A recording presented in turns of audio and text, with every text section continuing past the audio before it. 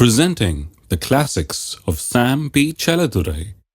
Sam P. Chaladurai அவர்களின் போதனை களஞ்சியத்திலிருந்து.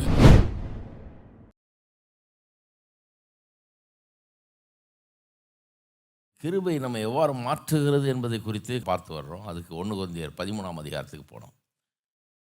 1 கொரிந்தியர் 13ஆம் அதிகாரம் ஒரு அற்புதமான சத்தியத்தை நமக்கு அங்கே அன்ஃபோல்ட் பண்ணுது, எடுத்து காட்டுகிறது. இது என்னென்னா, இருதயம் மாற்றப்பட்டவனுடைய அடையாளங்கள் என்ன, இருதயம் மாற்றப்படாமலேயே வெளியே நற்கிரியில் செய்கிறானே அவனுடைய காரியம் எப்படி இருக்குது.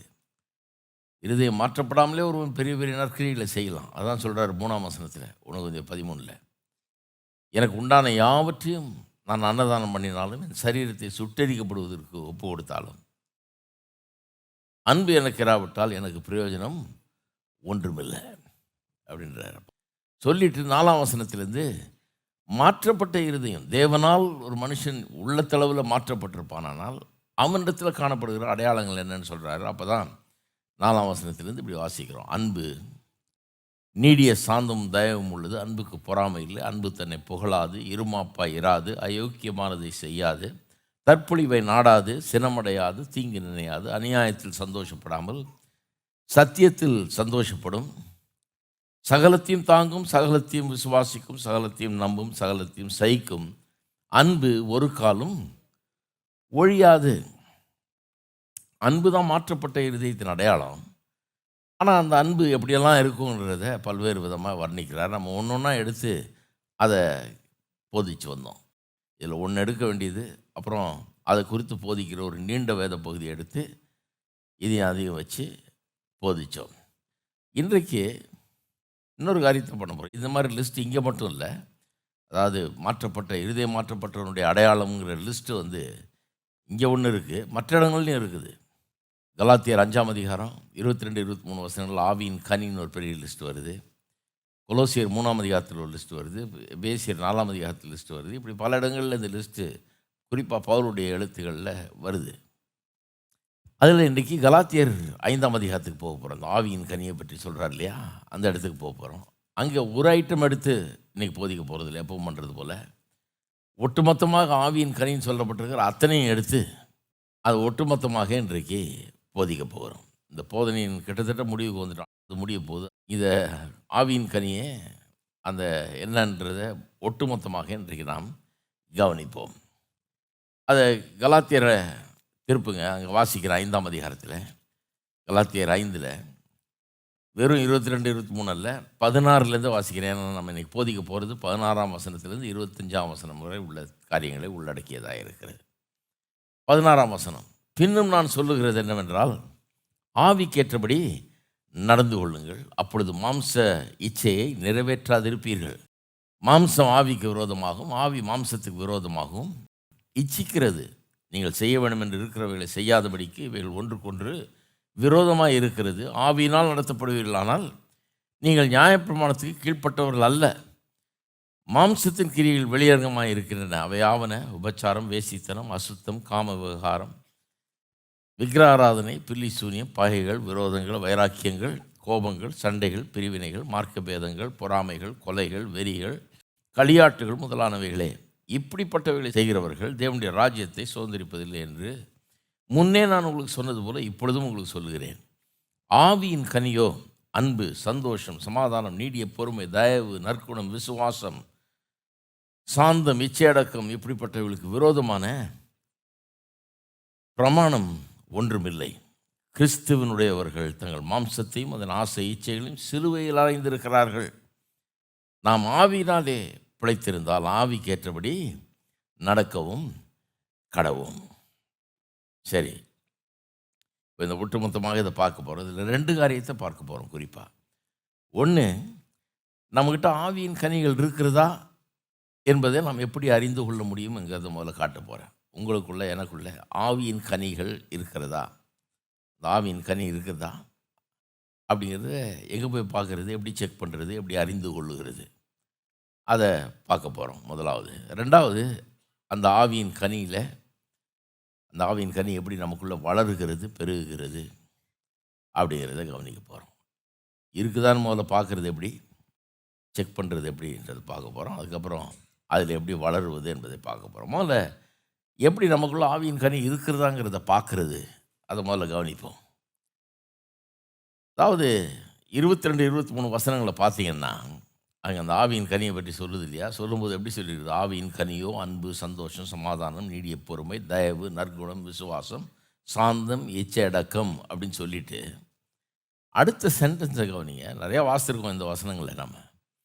ஆனால் அந்த அடுத்த சென்டென்ஸை என்னைக்காவது புரிஞ்சுருக்கீங்களா? யோசித்து பாருங்கள். சொல்லி முடித்த உடனே, இந்த லிஸ்ட்டை சொல்லி முடித்த உடனே, இப்படிப்பட்டவைகளுக்கு, அதாவது இந்த ஆவியின் கனிகள் இப்போ சொல்லப்பட்ட சந்தோஷம், சமாதானம் வந்து இல்லையா, அவைகளுக்கு விரோதமான பிரமாணம் ஒன்றுமில்லை. ஆங்கிலத்தில் against such things there is no law. இவைகளுக்கு விரோதமான பிரமாணம் ஒன்றுமில்லை. இதுக்கு எதிராக லா ஒன்றும் கிடையாது. அப்படின்னா என்ன அர்த்தம்? கொஞ்சம் யோசித்து பாருங்கள். என்ன அர்த்தம் நான் சொல்கிறேன். என்ன அர்த்தம்னா, நீங்கள் சட்டம் போட்டு இதையெல்லாம் நீங்கள் நிறைவேற்ற முடியாது. அதாவது நாளைக்கு சந்தோஷமாக இல்லைன்னா உன்னை ஜெயிலுக்கு அனுப்பிச்சிடுவேன் நான். சந்தோஷமாக இல்லாமல் இருக்கக்கூடாது, அன்பு இல்லாமல் இருக்கக்கூடாது, நீடிய பொறுமை இல்லாமல் இருக்கக்கூடாது, சாந்தம் இல்லாமல் இருக்கக்கூடாது, இச்சை அடக்கம் இல்லாமல் இருக்கக்கூடாது அப்படின்னு இதுக்கெல்லாம் சட்டம் போட முடியுமா? சட்டம் போட முடியாது. ஏன்? சட்டத்தினுடைய தன்மையே என்ன? சட்டத்தினுடைய தன்மையே என்னன்னா, அது வெளியே மனுஷன் செயல்களை செய்கிறான் பாருங்க, அதைத்தான் கட்டுப்படுத்த முடியும். பாருங்க, கொலை செய்யக்கூடாதுன்னு சட்டம் போட்டிருக்காங்க, போட்டு அதுக்கு தண்டனையெல்லாம் அறிவிச்சிருக்கிறாங்க. அதனால தான் கொலை குறைவாக நடக்குது. அந்த சட்டத்தை எடுத்துட்டாங்கன்னு வைங்க, யார் யாரை பிடிக்கலையோ எல்லாத்தையும் போட்டு தள்ளிட்டு இருப்பாங்க இல்லையா, வசதியாக போயிடும். சட்டம்னு ஒன்று இருக்கிறதுனால ஐயோ வாழ்நாள் முழுக்க ஜெயிலில் இருக்கணுமே, இல்லை தூக்கில் தொங்க விட்டுருவாங்களே நம்மளை, இது தேவையா அப்படின்ட்டு சரி தொலைஞ்சு போகிறான், நமக்கு விரோதமாக அது செஞ்சாலும் கூட பரவாயில்ல விட்டுருவோம் அப்படின்னு தான் நிறைய பேர் போகிறாங்க. இல்லைன்னா இன்னும் கொஞ்சம் விழும் இல்லையா.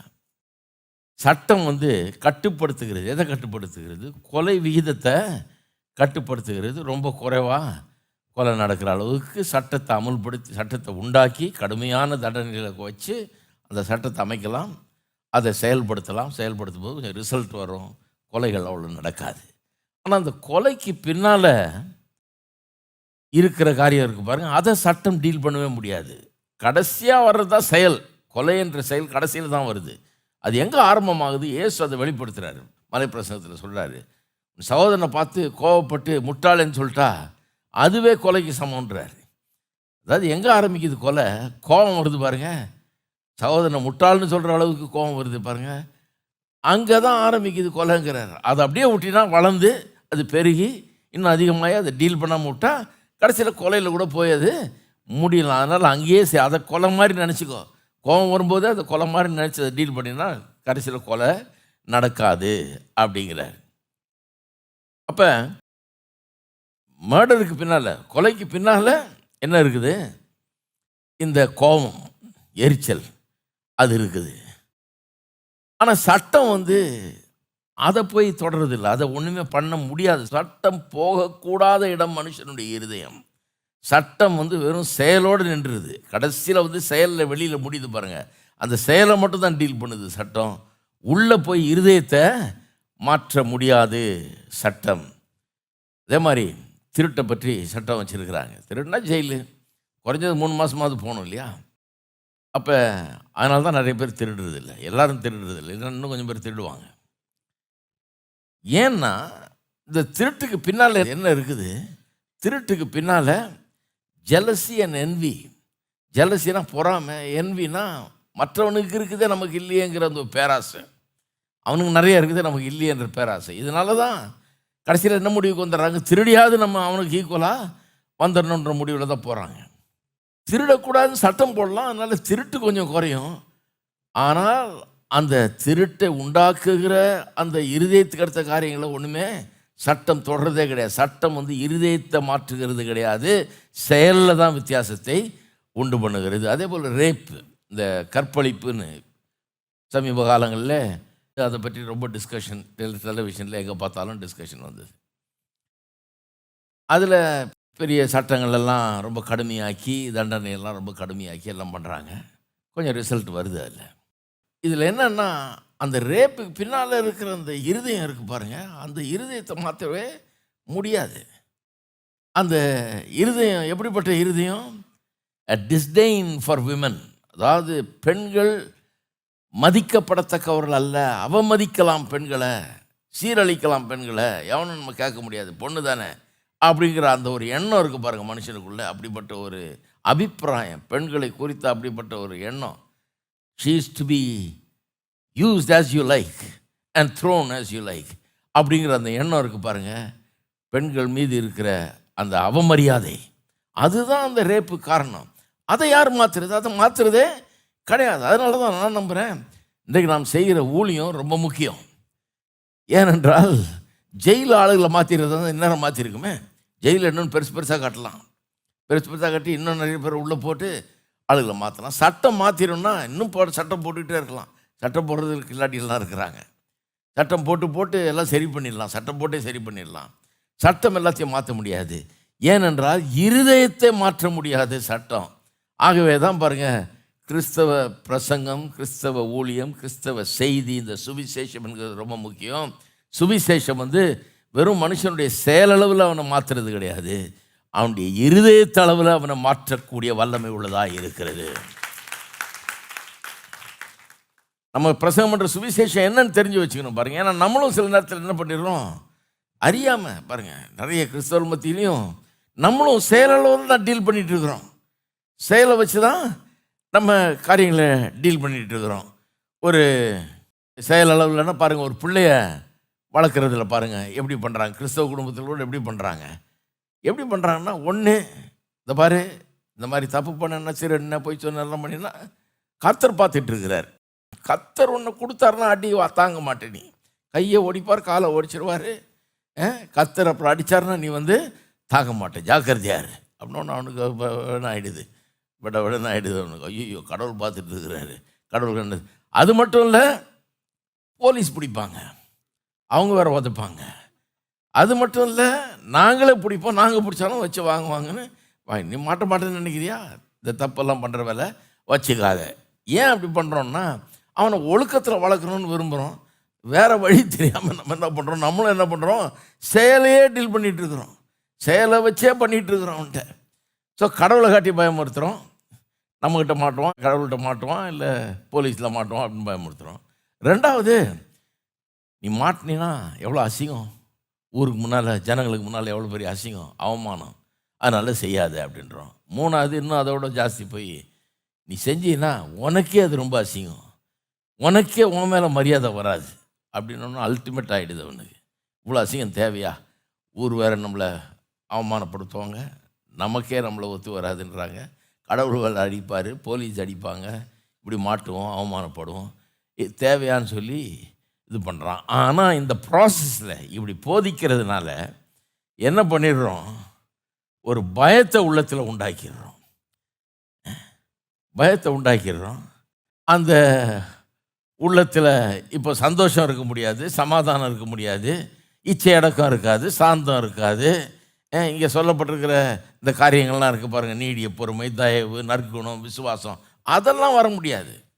இந்த மாரல் ரெஸ்ட்ரெயின்ட் கொண்டாடுறோம் இல்லையா, ஒழுக்கத்துக்கு அடுத்த போதனைகள் அல்லது ஒழுக்கத்துக்கு அடுத்த கட்டுப்பாடுகளை போதிச்சு சொல்கிறோம் இல்லையா, அதனால் அன்பை உண்டாக்கிட முடியுமா, சந்தோஷம் உண்டாக்கிட முடியுமா, சமாதானத்தை உண்டாக்கிட முடியுமா, நீடிய பொறுமையை உண்டாக்கிட முடியுமா, தயவை உண்டாக்கிட முடியுமா, நற்குணம், விசுவாசம், சாந்தம், இச்சை அடக்கம் இதெல்லாத்தையும் உண்டாக்கிட முடியுமா? ஒன்றுத்தையும் உண்டாக்கல. நீங்கள் என்ன உண்டாக்குறீங்க? பயத்தை உண்டாக்குறீங்க. ஹலோ, பயத்தை உண்டாக்குறீங்க, ஒரு நடுக்கத்தை உண்டாக்குறீங்க. இன்னும் கேட்டால் சந்தோஷமே இல்லாமல் பண்ணி விட்டுறீங்க. அவன் இப்போ பயத்துக்கு உள்ளே இதை பண்ணுன்னு சொல்லுது, தப்பை பண்ணுன்னு சொல்கிறதுக்கு ஒரு இருதயம் இருக்குது, உள்ள இருதயம் கெட்டு போயிருக்கு இல்லையா, பாவ இருதயமாக இருக்குது. உள்ள பாவ இருதயம் என்ன சொல்லுது, தப்பை பண்ணுது, தப்புன்னு தெரிஞ்சும் பண்ணுன்னுது. ஆனால் இப்படி வீட்டில் எப்படி சொல்லிட்டாங்களே, எங்கள் வீட்டில் அந்த காலத்தில் ரொம்ப கரெக்டாக, நீ நேராக நரகம் தான் போக வேண்டாங்க, எதுக்கு எடுத்தாலும் நரகம்னு. ஐயோ ஆண்டவா, இன்னைக்கு தொலைச்சிடாதே ஆண்டவரே, இன்னும் 2 நாள் டைம் கூடும், எல்லாத்தையும் மன்னிப்பு கேட்டு சரியாயிடுறேன்றது தான் நம்முடைய அன்றாட ஜபம். அன்னன்னைக்கு 2 நாள் வாய்தா வாங்குறது. கொஞ்சம் மொண்டமாக வர ஆண்டவரே, சீக்கிரம் இன்றைக்கி வந்து தொலைச்சு, இன்றைக்கி இதெல்லாம் வேறு பண்ணிட்டு வந்துட்டேன், இன்றைக்கி இதெல்லாம் மன்னிப்பு கேட்கல, இன்னும் அலறிட்டு இருப்போம். ஏன்னா நேரம் நரகத்துக்கு தான் போவேன். எல்லாத்துக்கும் நரகம். நகை போட்டால் நரகம், தள்ள பூ வச்சா நரகம், நல்ல புடவை வாங்கி கட்டினா நரகம், ரெட்டை ஜடை போட்டால் நரகம், எல்லாத்துக்கும் நரகம். நரகம் வந்து எல்லாம் எவ்வளோ பேர் இருப்பாங்க பாருங்கள் நரகத்தில். அப்போ இந்த மாதிரி பேக்ரவுண்ட் பாருங்க, நரகத்தை காட்டியே இது பண்ணாங்க. சினிமா பார்த்தீங்கன்னா நரகம் அப்படின்ட்டாங்க. நான் அந்த பக்கமே போனதே கிடையாது, திரும்பி கூட பார்க்க மாட்டேன். நான் என்னன்னே தெரியாது. நரகம்னு சொல்லிட்டு அப்புறம் அடுத்து இன்னொருத்தர் வந்து பிரசங்கம் பண்ணுவார், இந்த போஸ்டரை பார்த்தியா எப்படி இருந்ததுன்னு அப்படின்னு. அப்புறம் தான் நானே பார்க்க ஆரம்பித்தேன் போஸ்டர். எந்த போஸ்டர் சொல்கிறார்? ஒருத்தன் சொன்னால் இந்த போஸ்டரா நான் அவனை காமிக்கிறேன்னா, ஒன்றும் தெரியாமல் இருக்கிறேன் நீ. ஆகவே உள்ளத்தை மாற்ற முடியல பாருங்க. உள்ளம் அப்படியே தான் இருக்குது. உள்ளம் வந்து பாவம் செய்யின்னு தூண்டுது. ஆனால் ஒரு பயத்தை ஏற்படுத்தி வச்சிட்டோம். அந்த பயம் ஒன்று தடுத்து நிறுத்திட்டு எவ்வளோ நாள் இது தாங்குன்னு தெரிய முடியாது. எவ்வளோ நாள் பயந்து இருக்க போகிறான். என்றைக்காவது ஒரு நாள் பார்த்துடலாம், கை கால் போனாலும் பரவாயில்ல, ஆண்டவர் கையை காலை உடச்சிடுவாருன்றாங்க. சரி போனாலும் பரவாயில்ல, அனுபவிச்சுட்டு தான் வந்துடுவோமே அப்படிங்கிற மாதிரி இறங்கிடுறான். அவனும் இருதயத்தை மாற்ற முடியல பாருங்கள். அதனால தான் நம்ம பிரசங்கிக்கிற சுவிசேஷம் அதனுடைய வல்லமை அற்புதமானது. இதுதான் ரியல். இதுதான் மனுஷனை உண்மையாக மாற்ற முடியும், இருதயத்தளவில் மாற்ற முடியும். இருதயத்தளவில் ஒருத்தரை மாற்றிட்டீங்கன்னா செயலில் அது வராது பாருங்கள். இந்த கெட்ட காரியங்கள்லாம் செயலில் வராது, இருதயத்தை மாற்றிட்டா. அப்போ அதை தான் முதல்ல புரிஞ்சுக்கணும் பாருங்கள். இந்த ஆவியின் கனி இருக்குதான்னு எங்கே பார்க்கணும்? வெளியில் செயலை பார்க்கக்கூடாது. செயலை பார்த்தீங்கன்னா அவன் அன்னதானம் பண்ணுறான், செயலை பார்த்தீங்கன்னா அவன் சரீரத்தை கூட சுட்டரிக்க ஒப்பு கொடுக்குறான். ஆனால் பவுல் சொல்கிறாரு அன்பே இல்லாமல் அது செய்ய முடியுன்றார். அவனுடைய செயல் ஒன்றும் அவனுடைய இருதயத்தில் என்ன இருக்குன்றதை எப்போதுமே காட்டுறது இல்லை. செயல் வந்து ஒருவேளை நல்ல இருதயத்திலேருந்து வரலாம், மாற்றப்பட்ட இருதயத்திலேருந்து வரலாம், அல்லது சுயநலத்திலேருந்து வரலாம், தன்னுடைய மேட்டுமைக்காக பெருமைக்காக செய்கிற ஒரு காரியமாகவும் இருக்கலாம். எப்படி வித்தியாசம் சொல்கிறது? வெறும் செயலை பார்த்து நம்ம சொல்ல முடியாது. ஆகவே உள்ள இருதயத்தை நாம் பார்க்க வேண்டும். இருதயம் தான் அதை நமக்கு சொல்லுகிறது. அதனால தான் சொல்லியிருக்குது, இவைகளுக்கு எதிராக எந்தவித பிரமாணமும் இல்லை.